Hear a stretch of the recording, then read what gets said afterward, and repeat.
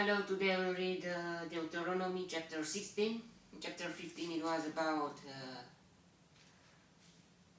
year of cancelling debts, freeing servants and the firstborn animals. And now there are some feasts and we will see. Let's read. Observe the month of Abib and celebrate the Passover of the Lord your God, because in the month of Abib,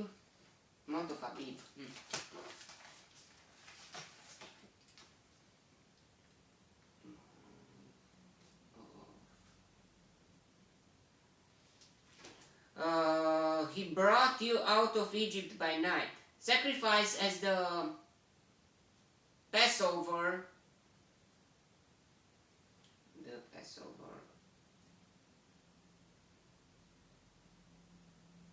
To the Lord your God, an animal from your flock or herd at that place the Lord will choose as a dwelling for his name.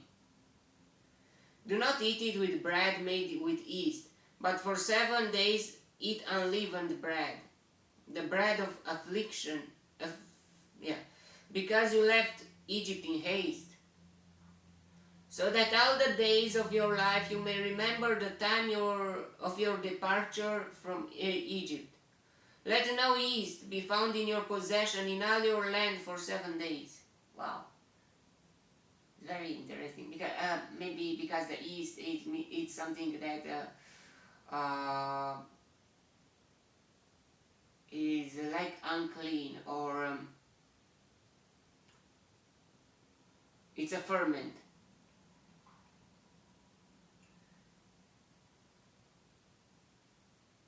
Do not let any of the meat you sacrifice on the evening of the firstborn day remain until morning. You must not sacrifice the Passover in any town the Lord your God gives you, except in the place he will choose as a dwelling for his name. There you must sacrifice the Passover in the evening, when the sun goes down on the anniversary of your departure from Egypt. Roast it and eat it at the place the Lord your God will choose. Then in the morning return to your tents for 6 days. For 6 days eat unleavened bread, and on the 7th day hold an assembly to the Lord your God, and do no work.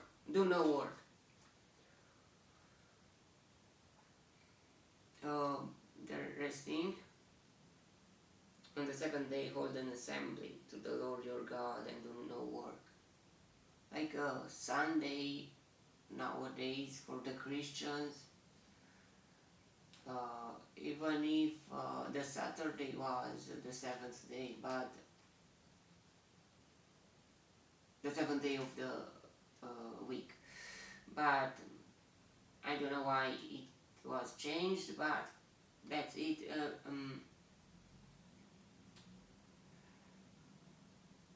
Let's continue. Count of 7 weeks. So on 7th day is about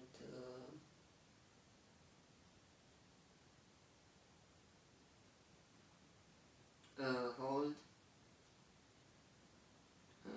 assembly.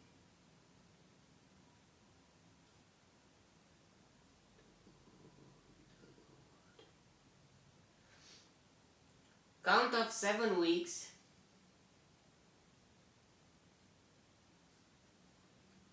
From the time you begin to pat the sickle to the standing grain.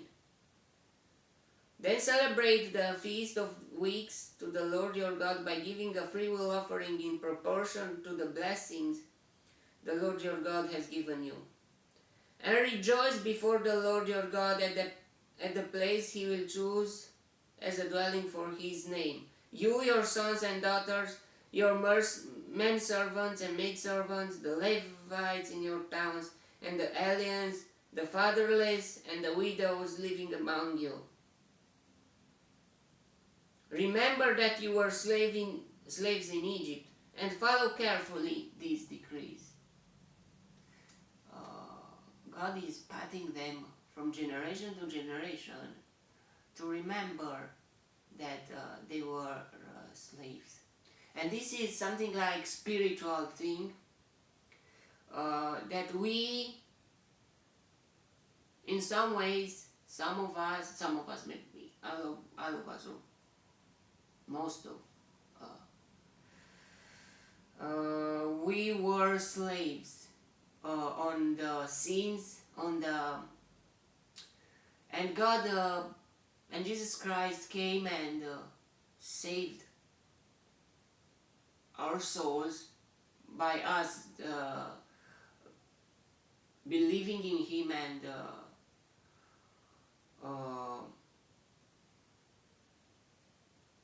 redeem, or he redeemed us, or something. How can I say? And this is like a shadow of what will come. The Old Testament, the Moses laws are like a shadow for what is come.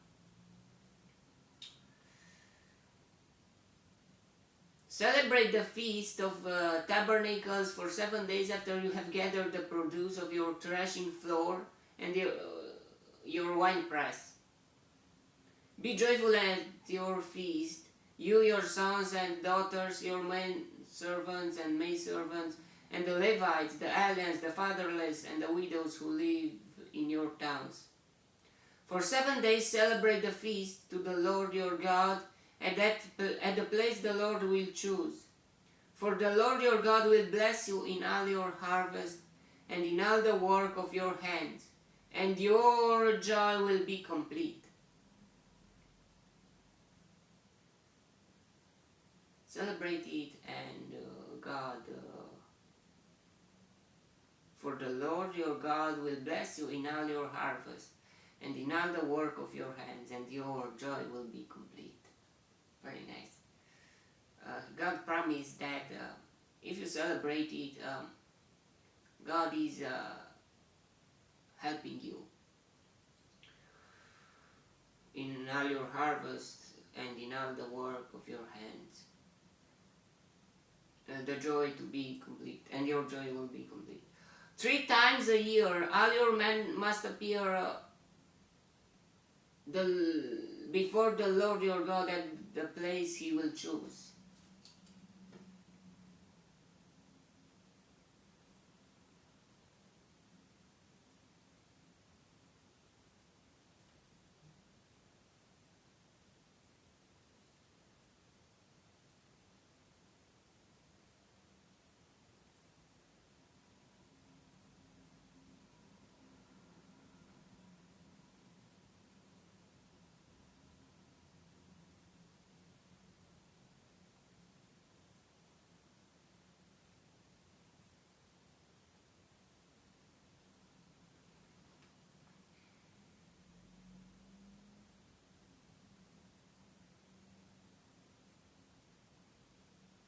At the feast of unleavened bread,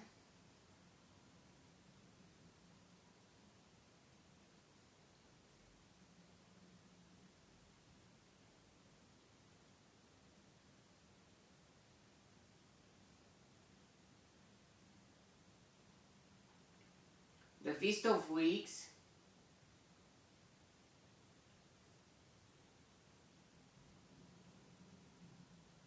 and the Feast of Tabernacles.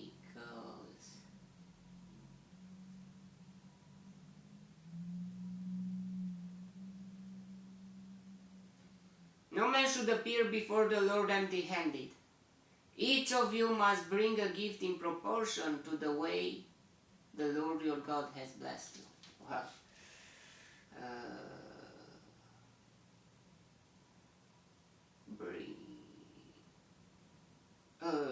Can it be called a gift if it's something like you should bring a gift?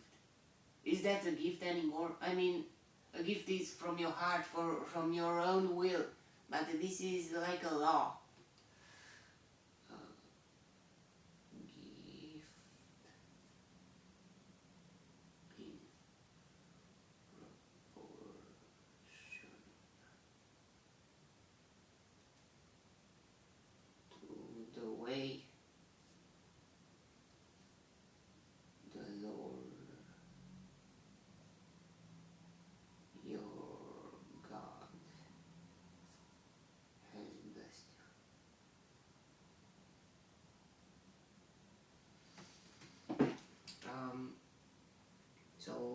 God will bless you more. You must bring a gift, a bigger gift or something like that. Appoint judges and officials for each of your tribes in every town the Lord your God is giving you, and they shall judge the people fairly. This is about organizing the people. Do not pervert justice or show partiality. Do not accept a bribe, for a bribe blinds the eyes of the wise and twists the words of the righteous.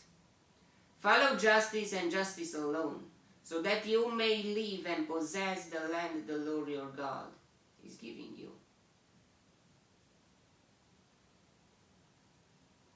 So follow justice without lies, without partiality, or do not pervert to justice. And yeah, okay. There is another verse, the last verse. Do not set up any wooden Asherah pole beside the altar you build to the Lord your God, and do not erect a sacred stone, for this the Lord your God hates.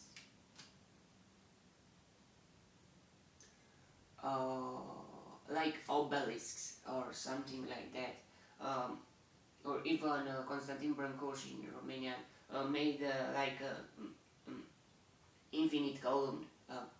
Yeah, he was an artist. Maybe he had no intention of praying to that column. I think not, and no one prayed, I think. But in old times, those obelisks and sacred stones were like idols, and God hates something like that, because you must pray just to the God himself, and to the God alone. And yeah, okay, that was the chapter. May the God bless me, protect me, and let me in the next chapter too. And if you want, you will see me there too. God bless you all, and goodbye.